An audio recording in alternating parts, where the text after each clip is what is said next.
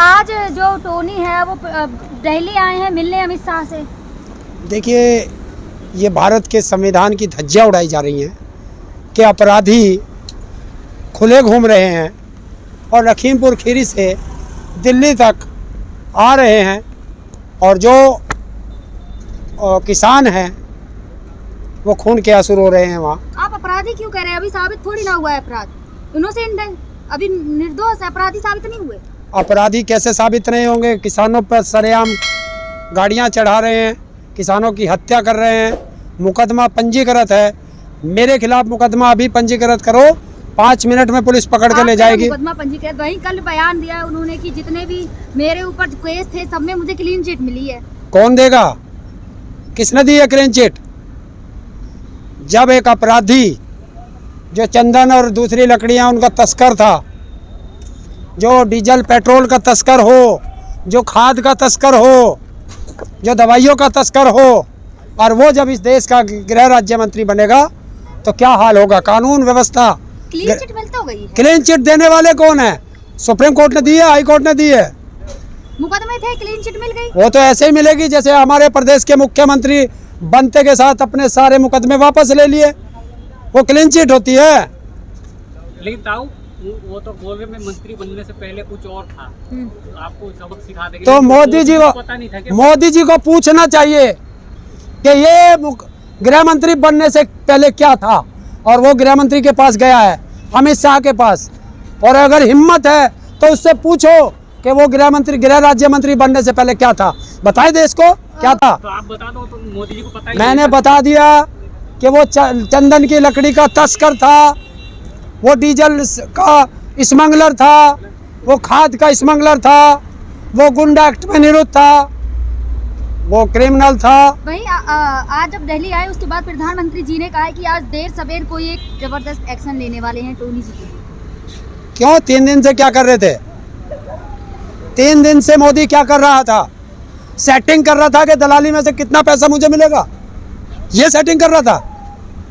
महा किसानों की हत्या करके और हत्यारा गृह मंत्री से मिलने आया। कहाँ दलाली कर रहे हैं? एसआई की टीम गठित कर तो दी है। क्या एसआई की टीम? मैं ये कह रहा हूँ, कुछ भी करे सबसे पहले उसे मंत्री पद से बर्खास्त करे और बाप और बेटे को पहले जेल के अंदर डाले, वरना वो सबूत मिटाने का काम करता रहेगा। वो खुद कह रहे हैं कि क्या? जब अगर साबित हो जाए मैं या फिर मेरे बच्चों में या फिर मेरे परिवार से कोई था तो मैं खुद इस्तीफा दे दूंगा। साबित कौन करेगा? जज है वो जज है, हाई कोर्ट सुप्रीम कोर्ट का जज है कि उसके सामने सबूत पेश करे जाएंगे।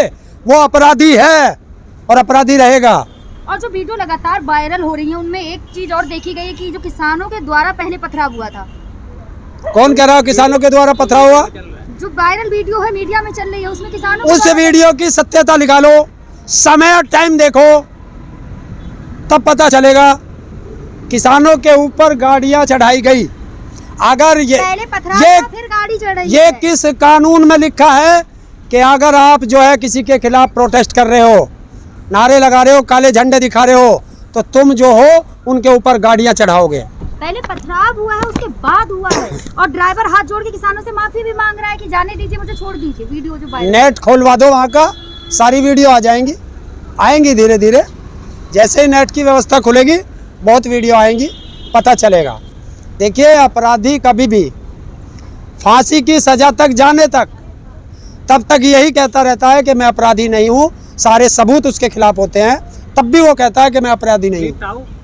जब एफआईआर में नाम है नंबर 1 क्रिमिनल अपराधी है, तो फिर उनको पूछताछ के लिए भी अब तक नहीं बुलाया? 1 हफ्ते का टाइम कैसे बुलाएं? जिसका बाप देश का गृह राज्य मंत्री हो उसे पकड़ेगा कौन? क्या एसएसपी की हिम्मत है कि गृह राज्य मंत्री के साथ ऐसा काम कर देगा? है वो एसएसपी गृह राज्य मंत्री के अंडर में आता है क्योंकि आईपीएस अधिकारी है वो। तो फिर किसान इसकी डिमांड क्यों नहीं कर रहे कि मतलब पहले इनको इस्तीफा या? किसानों ने पहली डिमांड रखी थी कि इसे बर्खास्त किया जाए और इन दोनों को जेल में भेजा जाए। कौन कह रहा है ऐसी मांग नहीं रखी? संयुक्त किसान मोर्चा की पहली मांग है। देखिए, हम लोग यहाँ इतनी दूर हैं, वहाँ संयुक्त मोर्चा के सारे नेता वहाँ लगे हुए हैं। वहाँ की स्थिति क्या है, परिस्थिति क्या है, माहौल क्या है, वो हमारे जो नेता हैं वो बहुत अच्छी तरह समझते हैं। वो कोई अच्छा ही निर्णय लेंगे जो भी लेंगे।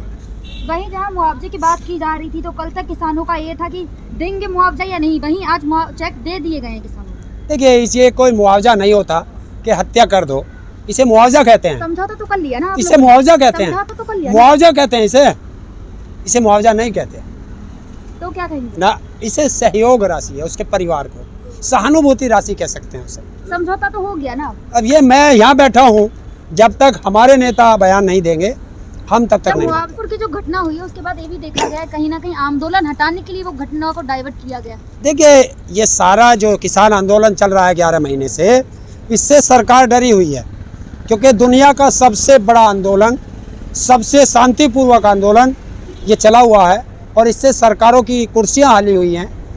तो वो इसे किस तरीके से तोड़ें, किस तरीके से डाइवर्ट करें, किस तरीके से किसानों में क्या कहेंगे उसको, फूट डालें किसान नेताओं में, और किस तरह किसानों को हिंसक बनाएं, ये उस तरह की चल रही है सरकार।